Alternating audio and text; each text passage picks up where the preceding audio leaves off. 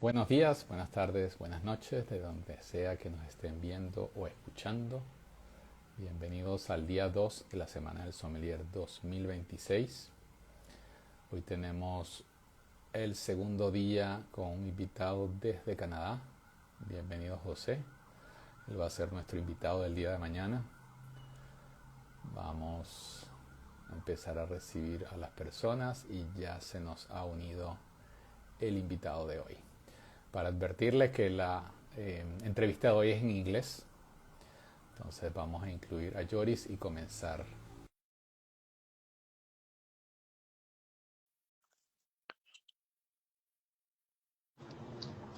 Hello Joris, Hi, how are you?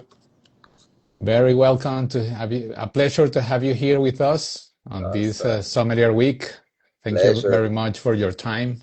It's a pleasure. Gracias por la invitación. Y lo siento para mi español. Voy a practicar. No problem, no problem at all. We can do it. Awesome. So please give me some moment to introduce you. Perfect. Sure. Joris is a Montreal-based Canadian sommelier who discovered his passion for wine while working on professional kitchen early in his hospitality career. He began his sommelier training in 2013 in the Quebec Tourism and Hospitality Institute and has since built an impressive career in fine dining. Today, he serves as a head sommelier at Moishes, one of the Montreal's most iconic steakhouse. In 2023, he was named both Best Sommelier of Quebec and Best Sommelier of Canada. 2 years later, he achieved the biggest success in his career, being named ASI Best Sommelier of the Américas, finishing ahead of competitors from 14 countries. And actually, he's currently pursuing the prestigious Master Sommelier certification. Welcome again, Joris, and let's start with the question.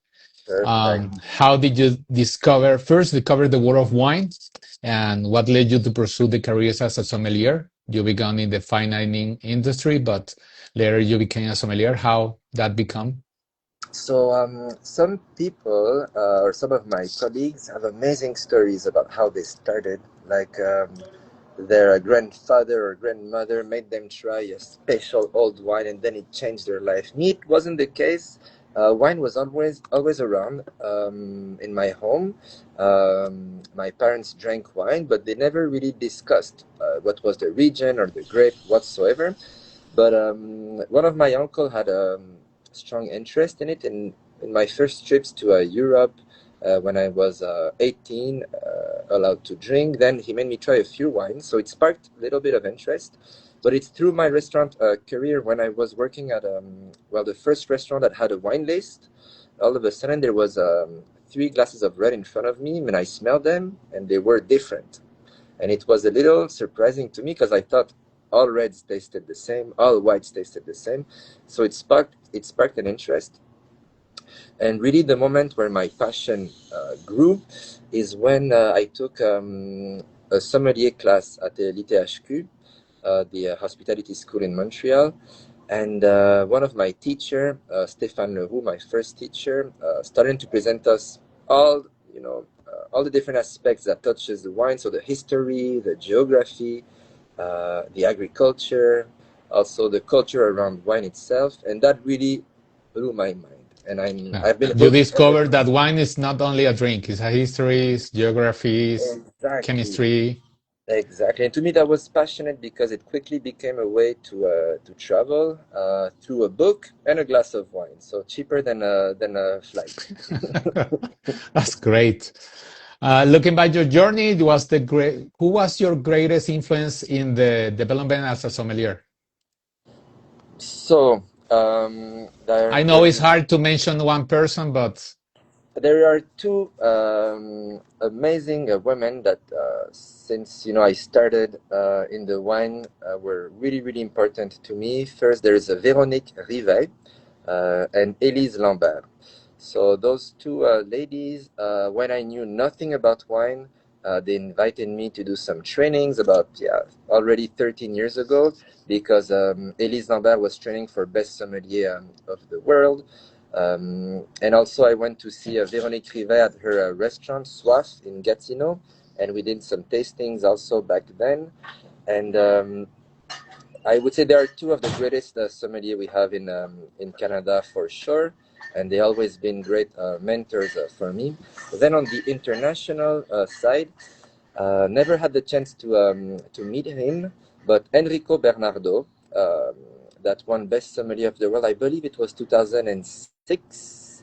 At only 26 years old, he only won Best Cook, I believe, in Italy, or Young Cook.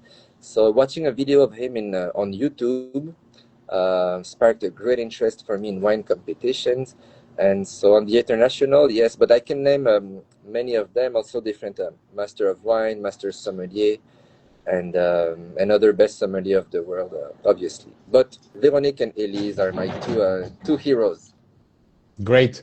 Before we focus on wine, let's talk about your experience in kitchen. I think Yes. actually you are in a kitchen. So yes, sorry, I mean, I wanted to go in the wine center, but the connection is not really good No, no in it. problem. It's a work. So You are in the hot spot. yes. What do you experience? How do you experience in kitchen shape your way to approach to hospitality, food, and wine? So I started working in a restaurant in the kitchen, but as a dishwasher. I would say Okay. for a good year, and then I did only, I think, a month in the kitchen, and I was too slow. Maybe I was a little too meticulous because we were doing, Okay. burgers and fajitas. It was a Tex-Mex restaurant, so I think I was a little too slow. So they put me on the other side in the dining room. But what I learned in the kitchen, and especially as a dishwasher, is you have to be really organized, and in some hard environment. Like we had strong music, people were yelling. There was a dishwashing machine, the pans, but they were able to really focus and get things done. And it was really hard work, I would say. What we do in the dining room is hard, but it's not the same intensity, I would say, especially physically. So it taught me great lessons about the hard work, the intensity of the kitchen with the high temperature and the craziness that goes with it.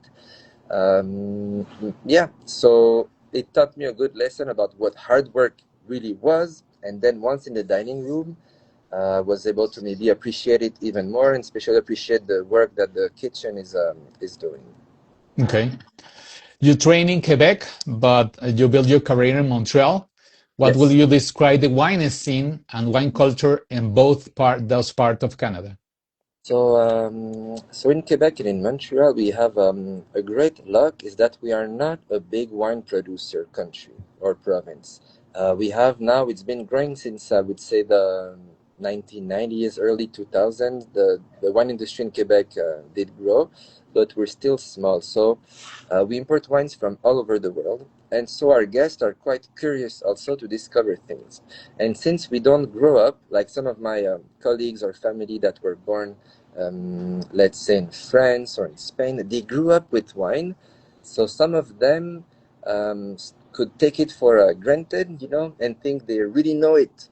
But it's not because it's around you that you really understand it.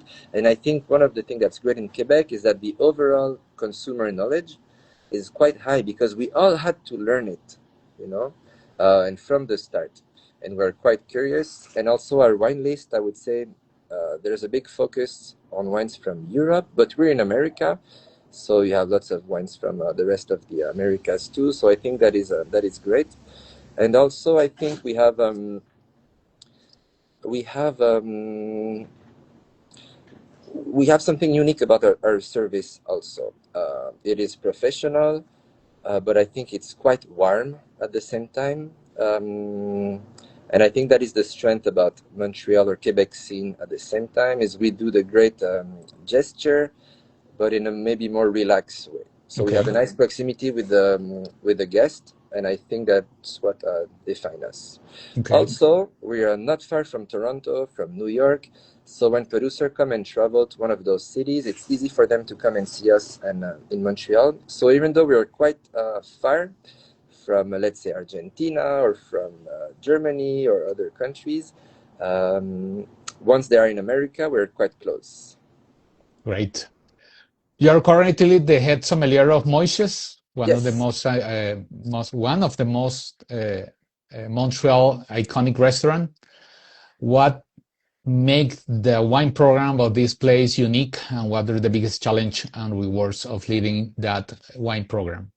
So I arrived only a few months ago, so I'm still discovering the ins and outs of this beautiful restaurant. Like you said, it's quite an iconic restaurant because it opened in 1938, so one of the oldest, if not the oldest. We moved location about 3 years ago downtown. So the biggest challenge for me, I would say, it's the size of the restaurant itself. It's about twice bigger than the other restaurants I've worked at. So a lot of steps keeps me in good shape. The focus on the wine list are from classic red wine regions that goes well with meat. So sometimes a little bit more power, like Northern Rhone, wines from Piemonte, Tuscany. Usually a lot of wine from the Americas, from the United States. But right now, there's a ban in Canada. We don't have access to them. Yeah. And so to me, that's a little challenge, but a good one. Now we are pushing more for Bordeaux. I'm looking for more beautiful reds from Argentina, Chile, Australia as well. So to me, the challenge is to be able to put my personality there, also expand some wine regions that I think would fit our menu and the culture of the restaurant, but also keep the iconic and classic wine regions sections well garnished, let's say.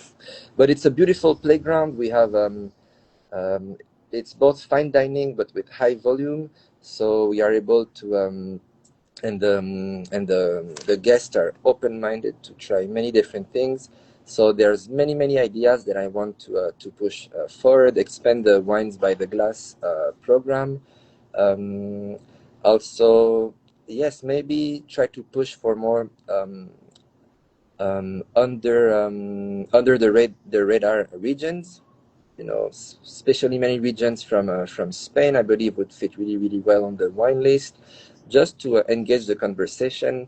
And Give me three of the under the radar region that you mentioned. Give me three as advice for the viewers. so to me, red wines from Galicia, especially Ribeira Sacra, might be well known for some sommelier, but for the everyday consumer, those are quite niche. The main grape there is Mencia. It's quite spicy, quite peppery. It doesn't taste like Syrah, but we could argue it's not too far in styles. Then we have a wide range of it, from light, fresh, and pure to rich, oaky, and powerful. To me, I really love those wines.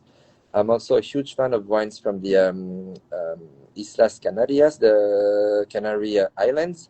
Very volcanic wines. Yes, I believe those the whites are really unique, really salty. I still don't know what minerality is, but those wines are really mineral. I love that. And then one thing that I would like to push, well, of course, we have the beautiful high altitude Garnacha, whether from Ribera del Duero or from Rioja or from Sierra de Gredos, that are amazing. But to me, one thing that I really want to push again for Spanish wines are the wines from Jerez.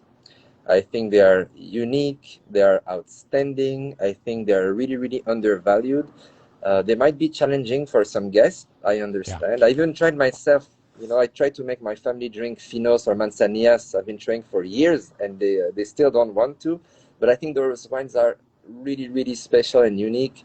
They can last a long time once opened also. And so that I want to bring a bigger place on the wine list for wines of Jerez. I love them. They are unique. You take a sip of a beautiful manzanilla, and all of a sudden you're in Spain, and you can feel like the orange blossoms. You can hear the flamenco, so it's great.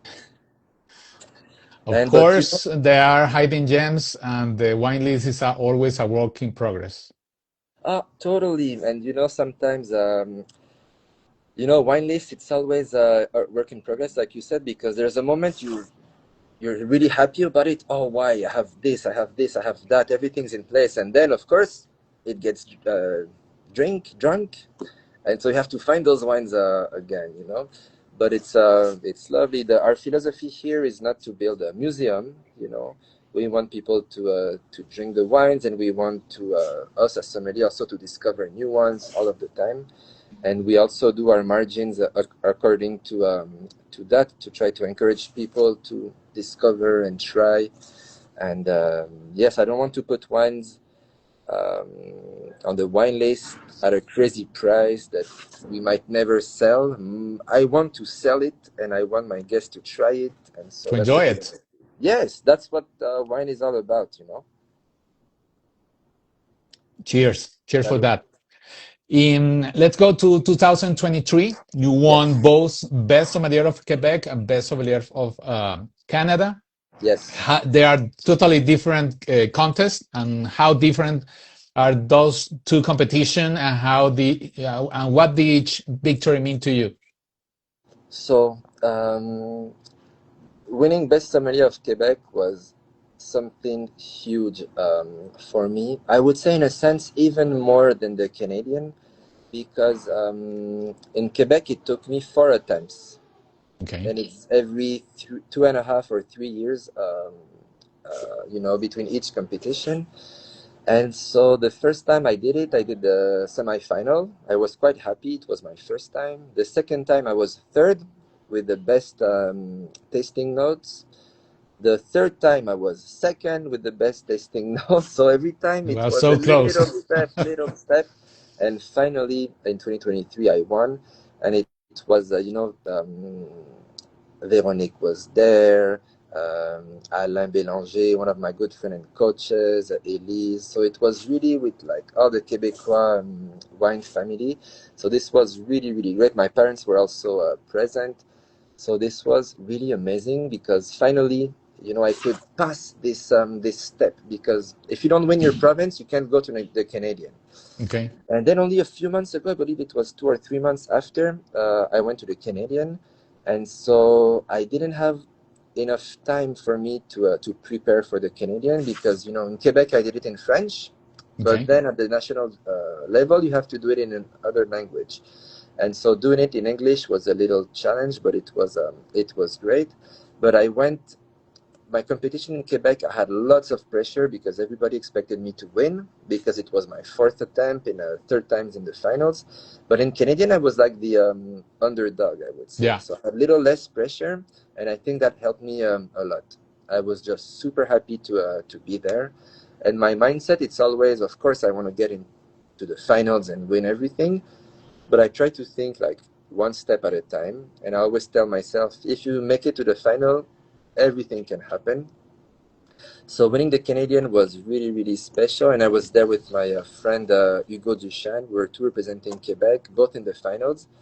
So it was a great moment. I was really proud, and also what I love about those competitions is that we get to meet people that we don't usually meet. Okay. That competition, there was 4 sommeliers of British Columbia that I've never met before, some from Ontario that I've had the chance to meet, but many of the sommeliers from the um, Nova Scotia and Prince Edward Island. We don't get to see each other often, so to me that was the greatest things. And they did a beautiful competition, and it was awesome, because Canada is a beautiful country, but it's so huge. It's hard to travel inside the country, so those competitions are also a way to meet and connect and to share our reality. So it was really, really awesome. The day after, I could not believe it, to be honest, because Hugo, that was a second, is an amazing, amazing sommelier. And knowing his level of knowledge and dedication and his huge experience, I didn't think I would beat him in the finals. But you know, competition, it's all about what's going on that specific day. And it was great. It was also never easy. How can I say? I'm quite sensitive. I'm quite sensitive person. So of course I'm super happy for myself for winning. But then you see the other candidates that didn't make it to the finals, that are quite disappointed. It's always mixed feelings, I would say. But the day Crazy after, experience. but the day after, I was, you know, so happy, so relieved. And I knew that with that win, I was going to be representing Canada for the Americas and also for the best sommelier of the world. And that's a dream I had for maybe 12 years now or 13 years. Um, so quite happy to be able to represent the country in those great events. Excellent experience. Let's go Yes. now to 2025. You became as the best sommelier of America. Yes. Do you remember that moment when your name was mentioned as a champion, as the winner? Ah, yes. So it was a beautiful moment. At that point, I was quite exhausted because yeah, the competition was on 3 days with masterclass, with tastings, with winery visits, and what is hard, I mean, what is the hardest for me in those competitions is the wait. You do one task, let's say a theory exam, then you wait 2 hours for a quick service exam, then you wait 24 hours for another task, and in Eternal time. those times, you go through many emotions. You go to highs and lows and high energy, and all of a sudden you're a little tired. So when they named me, it was a moment of relief, pure joy, pure happiness. And still, I could not believe it once again. I was so happy to be on the stage with Nicolas Reines and Marc Guillodeau. You know, Marc Guillodeau, he's a master sommelier. I'm still trying to pass the MS, so it's always intimidating to be in competition against those great professionals. Also,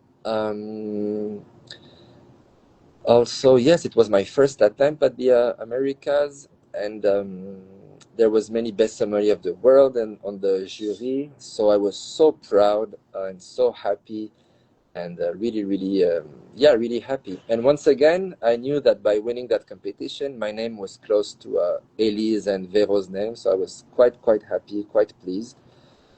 But yeah, the feeling was amazing. You know, you have your 15 minutes of glory. We say in French. I don't know if we say that in English, but I Yeah. was super happy, super relieved, happy to call my coaches, my friends, my family, my wife. It was a beautiful moment. You know, we practice. People see us at the competition for 2 3 days, and it's awesome. But all the work that we do behind, all Yeah. the sacrifices Previous. of time. You know, most of the time we are alone in a room studying flashcards, doing maps, listening to podcasts, tasting wine, reading exam.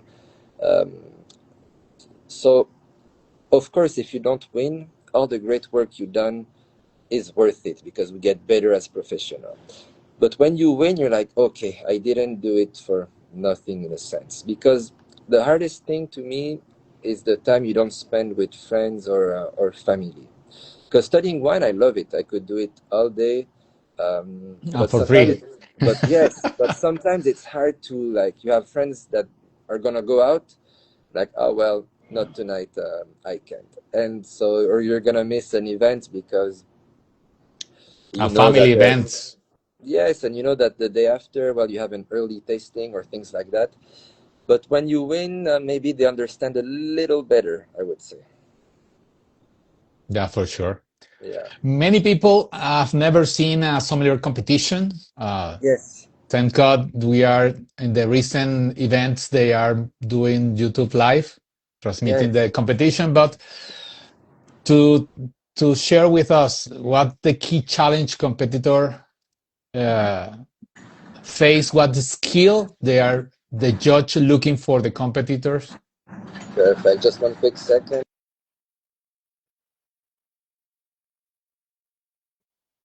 I lost your Yes, audio sorry. now. Now you So become you're it was a back. bit noise.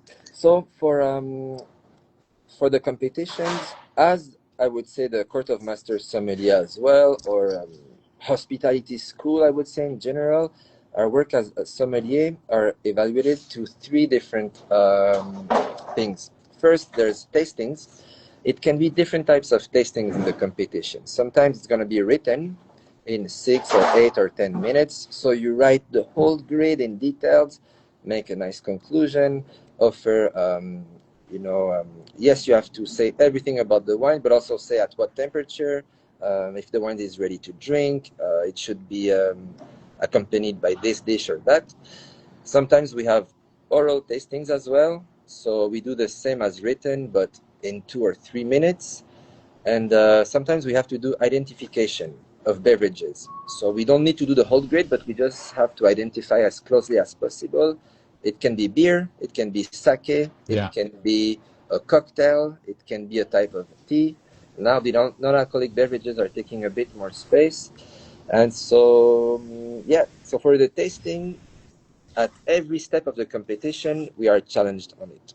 Then there's the theory that I think is the most important thing, because I think if I'm a good taster now, it's yes because of the training, but especially because of theory. For instance, if I smell, let's say, black pepper in a wine, there's only a few grapes that really smells like black pepper, and then if you can memorize those, then you can make a better call. But the theory, it's super wide. It's the one that takes the most time, because every competition, it starts with a theory exam, like in school, written. And if you don't have a good theory, then it's really hard to go for the next step of the competition. And theory is everywhere. When a guest at the table during service asks you about that vintage or a special cuvée, or they can give you a wine list with plenty of mistakes. It's not our theory that helps us there. And then there's the service, which is quite unique. They ask us things that we do every day. Decant a bottle of red wine, open a champagne, make a cocktail. But it becomes really, really hard when you have a mic, when there's 12 people looking at you. There's no music. The guests are not eating. They don't have conversation. So it's all eyes on you. So to do some simple tasks, respecting, all the decorum, also and the respecting time. It can be quite stressful, but it's fun. We always have to try to imagine that we are in our own dining room, try to be as calm as we can. And so, yes, theory, tasting, and service, in resume, all the competitions are the same, but they're all different, because the judges, they always find new ways to evaluate us. They always put little mistakes here and there. They always try to push us also to have a broader understanding of the world of wine. In the last 2 competitions I did, tea was quite important. Okay. I didn't used to study tea that much, and the question they're going to ask us, we don't need to be the best tea specialist of the world, but we have to make sure we know, the 4, 5, 6 classic families of tea, and be able to tell a few things about it. So you have to go really, really broad, really, really wide and deep in the study. But it's great. I mean, I love it. We never know what they're gonna ask, so we try to study everything and memorize everything. It's not possible, but we do our best. Yeah, we have to try. Yeah. Is there a memorable, unexpected moment during the competition? I'm sorry? There is a memory on a special or unexpected moment during the competition? During Best Sommelier of the Americas, I remember everything quite well, but I would say one of the moments I enjoy the most, it's when we are in I call it the sequester room. It's when the candidates, we are put in a room, no cell phones, no nothing, and then we're all there together. Some are doing jokes, some are talking about this and that, but it really creates a special bond, because we're all nervous, but we're all together in it, and that is quite nice. But if not a really special moment, just one quick second, sorry.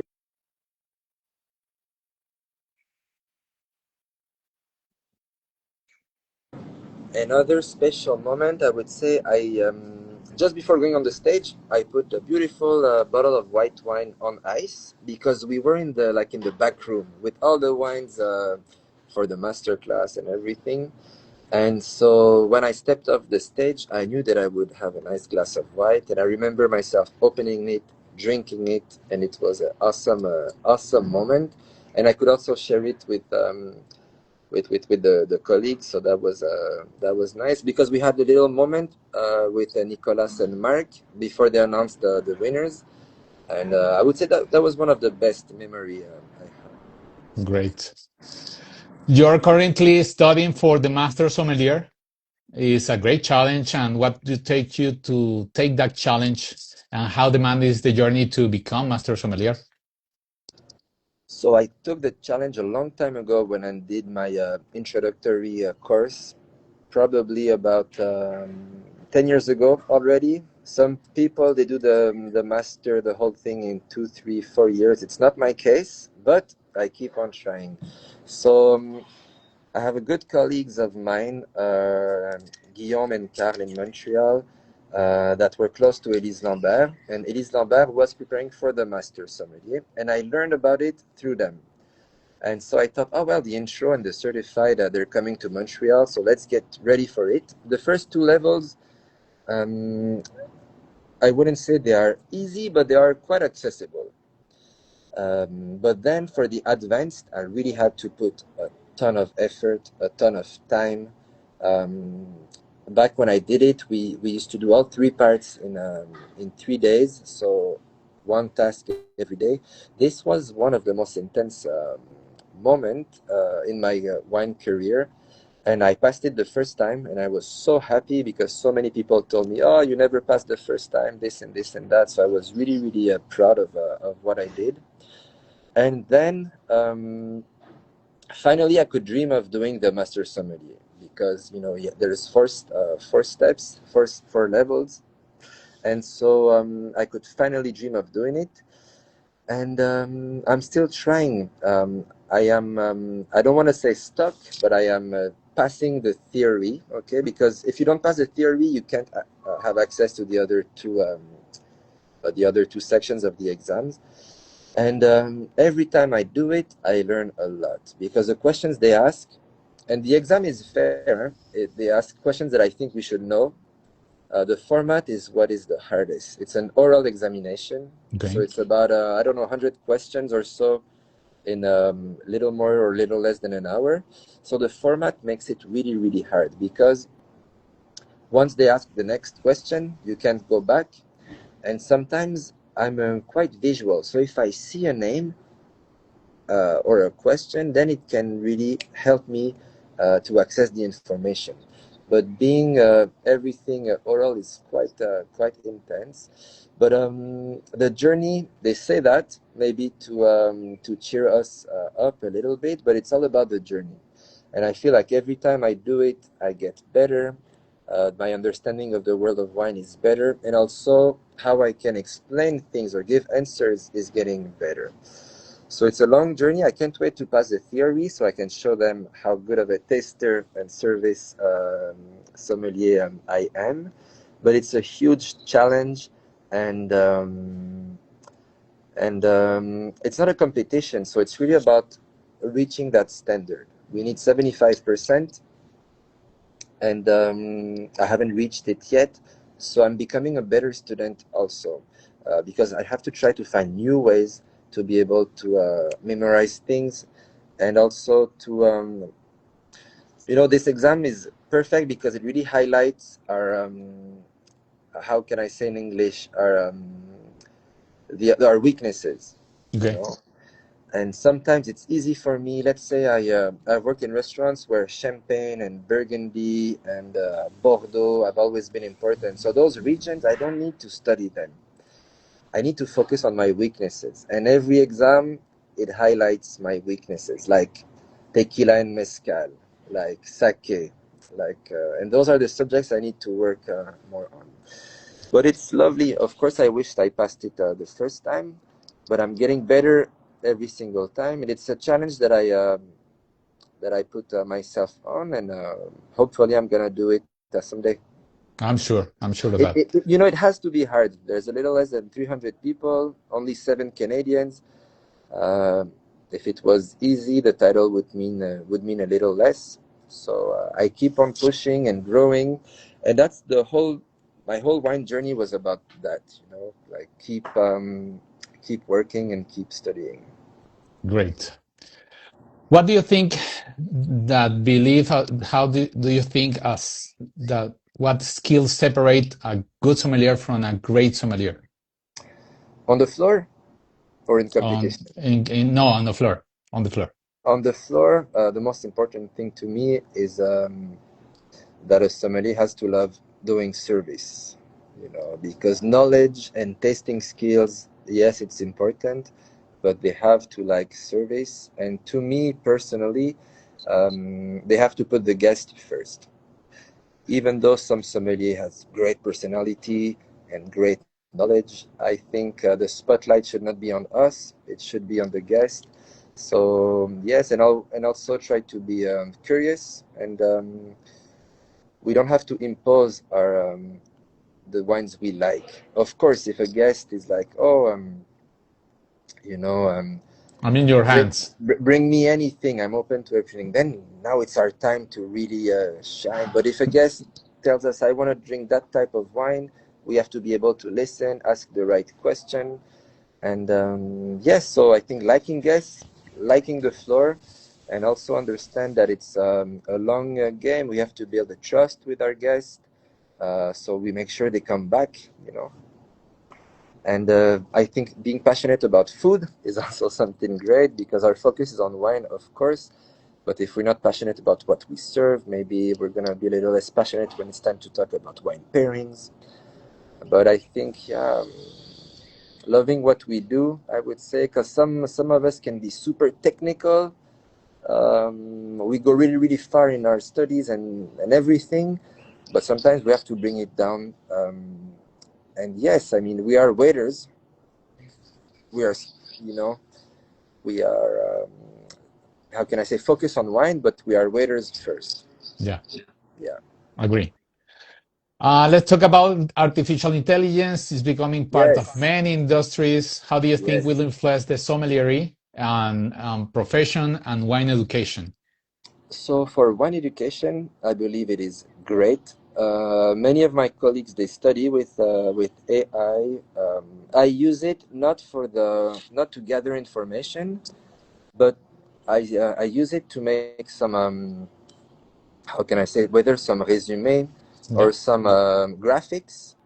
Let's say I have I don't know.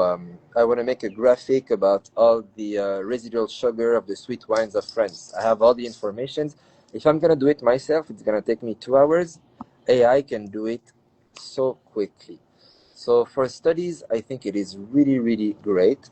One of the danger is that we become a little lazy as a yeah, student, because I still think that going through the book, highlighting the book, creating our own resume, putting it in our notes, in our flashcards, all that work helps us to memorize it. And I believe if everything is given to us so quickly, it might be harder for us to memorize things. In terms of wine programs, I think it can become a great tool.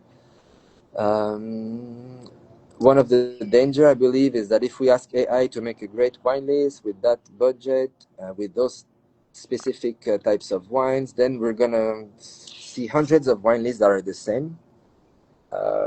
So I believe that can be a little issue.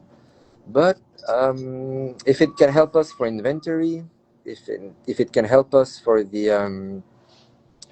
crushing the numbers to make sure our budget are great and the rentability, profitability is great, I think it's also good.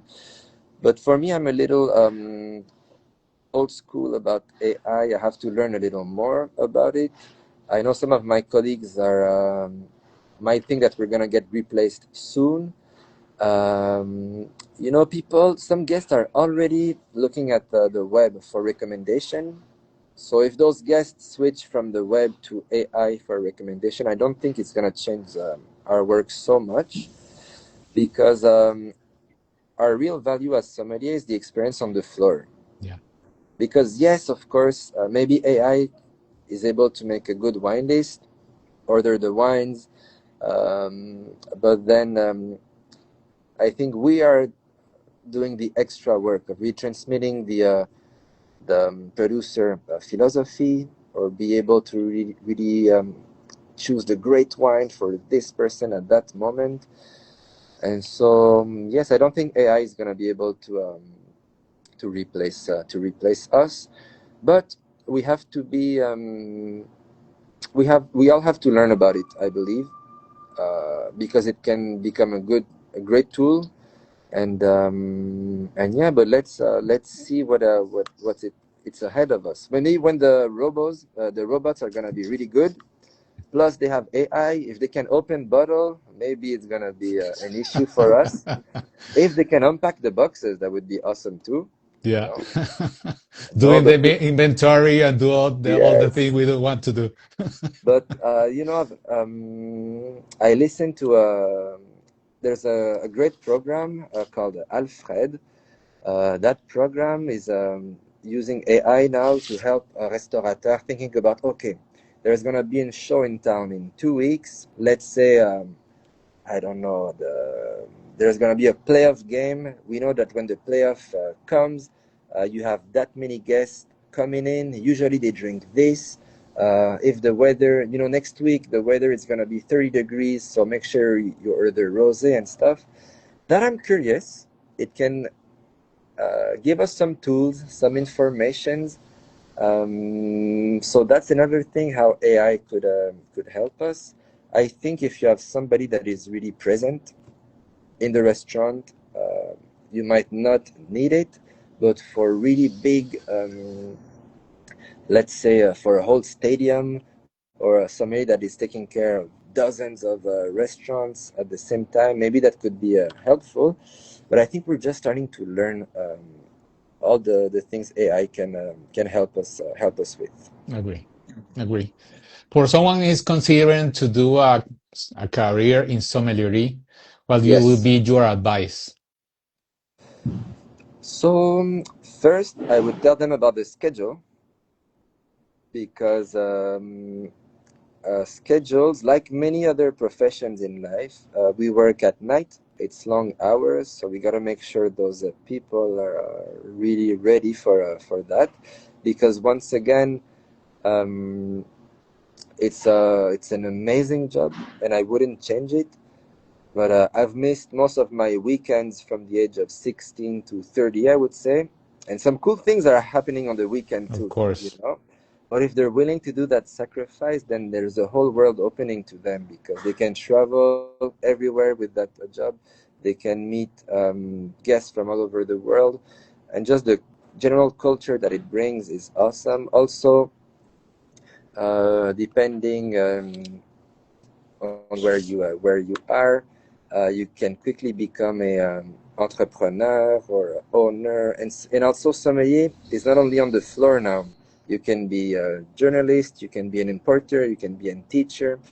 So yeah, so that's not an advice, but it's just to say like the world of wine is huge. So it's great. But one advice I would say is to stay curious, because it's not because you've tried a wine 10 years ago that you have to dislike it forever, because styles change, but we change too. And the world of wine is evolving quickly. So stay curious, stay humble as well, because um, I like to say that, the guest is the star, but then the second star, if it's not the kitchen, then it's the producer. And sometimes, sommelier, we speak like we made the wine, and we did not, trust me. Our job is really, really important. We really make the link between the producer and the guest. But we are not pruning at February when it's 2 degrees. We're not, doing all the racking and stuff. So keep in mind that the producer is the star, the guest is the star. So we got to stay humble and curious, because it's easy to just buy the classics and the iconic wines or the classic regions, but our job as sommelier is also to find value for our guests. And to find value wines, well, we have to think outside of the box and look for more under the radar regions. And so to me, that goes with curiosity as well. Yeah. Thank you. Great pack of advice. Yes, I mean, and it's fun. I mean, how boring it would be if we only drink the same 10 wines or 10 regions forever. For instance, some of the regions I really, really enjoy. I also like to try other wines of the world, because it's so big. And to me, a pleasure is to discover things as well. Same thing for food. If there's a new recipe, a new ingredient, I think it's awesome. Great. For the last question, we have yesterday Marcela Rienzo as a first invited on this Sommelier Week. Mm-hmm. She told me that met you at the Best Sommelier of America. And when I asked her what question we'll share for the next invite, she said that he wants you to visit Argentina. I would love. I've been only once. I went to Mendoza for a beautiful wine trip with the Catena family. It was unbelievable, but I can't wait to go back. I Now think, you know you have a person waiting for you. That is well, Marcela thank you Rienzo. so much. I really loved the little I saw. It was unbelievable. The people, the food, the wine.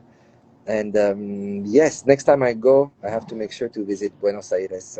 Also, looks like an amazing city for the culture and food, and I'd love to watch a football game as well over there. I've been told it is something The whole really, really package. unique. Yes, but thank you for the invitation. And same, if anybody would like to come to Montreal, please let me know.